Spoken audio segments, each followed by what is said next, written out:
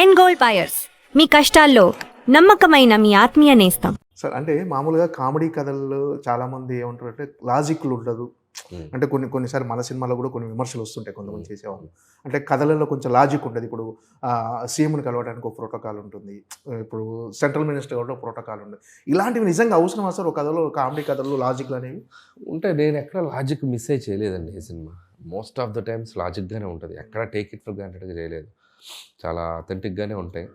ఒకటి రెండు చిన్న చిన్న ఏదైనా ఉంటే ఫన్ కోసం అడ్వాంటేజ్ తీసుకుంటాను తప్ప మేజర్గా కూడా ఎక్కడ ఇది చేయలేదు. సంక్రాంతిలో కూడా అంత కామెడీ సినిమాలో కూడా ప్రాపర్ సీఎంలు అలా పెట్టినా కూడా ప్రాపర్గానే ప్రోటోకాల్గానే తీసుకెళ్ళాం. ఎక్కడ అంత ఈజీగా చేయలేదు. ఇందుట్లో కూడా ఎక్కడ లాజిక్ అయితే బ్రేక్ చేయలేదు.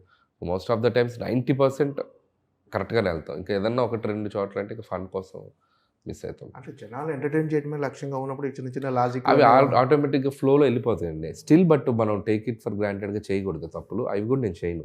మ్యాక్సిమం లాజికల్గా ఉండడానికే చూసుకుంటాం. సో అది కరెక్ట్గా చూసేటప్పుడు కూడా ఇది ఆర్గానిక్గా కనపడాలి. సో మనం ఇదేంటి ఇలా జరుగుద్దా, ఎట్లా వెళ్తారు అనే ఫీలింగ్ రాకూడదు. మ్యాక్సిమం అలా ఆర్గానిక్గా తీసుకెళ్తేనే అది నమ్ముతారు ఆడియన్స్. మన అనిల్ రావు గారి సినిమాలు అంటే తెలుగులో ఒక ఫ్యాన్ బేస్ ఉంది. డెఫినెట్గా ఎంటర్టైన్ చేస్తాడు. మినిమం గ్యారంటీ సినిమా అనే ఒక బ్రాండ్ ఉంది సార్. అంటే ఇప్పుడు అందరు పాన్ ఇండియా సినిమాల వైపు వెళ్తున్నారు. అంటే మీకు ఆలోచన లేదా సార్ ఒక పాన్ ఇండియా కథ? అంటే as of now I'm very happy with this regional and rooted films and చాలా బాగుంది. అండ్ తెలుగు ప్రజల మధ్య తిరిగే క్యారెక్టర్లు, వాళ్ళ మధ్య జరిగే కథలు, ప్రేక్షకులకి దగ్గరగా రిలేటబుల్ చేసుకునే పాత్రలు, వాళ్ళని వాళ్ళు ఐడెంటిఫై చేసుకునే సన్నివేశాలు, దానివల్ల వాళ్ళు దాన్ని సెలబ్రేట్ చేసుకునే విధానం, ఇవన్నీ నాకు బాగా హ్యాపీనెస్ ఇస్తుంది. సో యాజ్ ఆఫ్ నో మైండ్కి ఇది కరెక్ట్ అనిపిస్తుంది.